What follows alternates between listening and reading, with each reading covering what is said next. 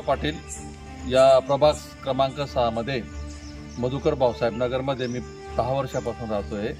या ठिकाणच्या कॉलनी परिसरामध्ये रस्त्यांची अवस्था फार बिकट आहे।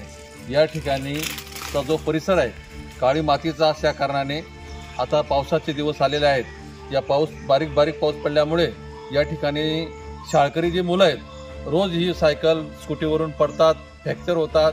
त्यानंतर महिला कर्मचारी सुद्धा नोकरीनिमित्त बाहेर पडतात या रस्त्याने आणि त्यांच्या सुद्धा गाड्या स्लिप या ठिकाणी होतात आणि त्यांना सुद्धा हातापायाला दुखापत होते।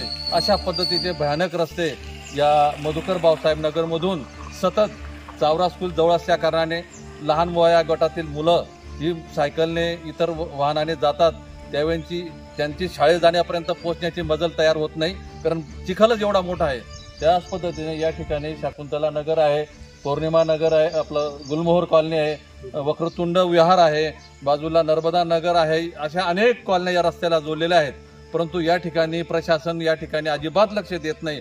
तरी या आमच्या भागाचा लवकरात लवकर विचार करून रस्त्यांची जी अवस्था आहे ती लवकर दुरुस्त करावी। शेजारच PWDने मंजूर केलेला पाटबंधारे नकाने रोड आहे, याला कच्चं काँक्रीट टाकलेलं आहे, परंतु आज मितीला त्या रस्त्याकडे कोणीही पाहत नाही, बांधकाम विभाग सुद्धा पाहत नाही आणि तो रस्ता पूर्ण करत नाही।